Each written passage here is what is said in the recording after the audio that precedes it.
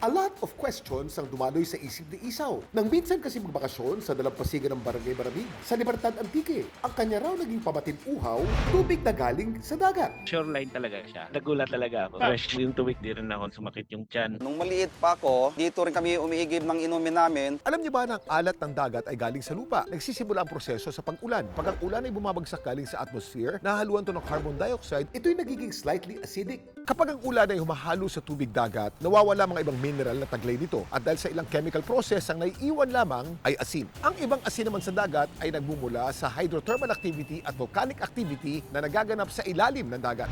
Samantala, ang tubig naman na mula sa dagat na iniinom daw ng mga taga-barangay Maramig, nakukuha lang daw tuwing low tide. Tuwing low tide lang kasi makikita bunganga ng isang bukal kung saan galing ang tubig na maaaring inumin. Negative siya sa microbio. Safe ito inumin. Kailangan pa rin tayo mag-ingat kasi pwede tayo magkaroon ng mga sakit sa tiyan o kaya parasitism.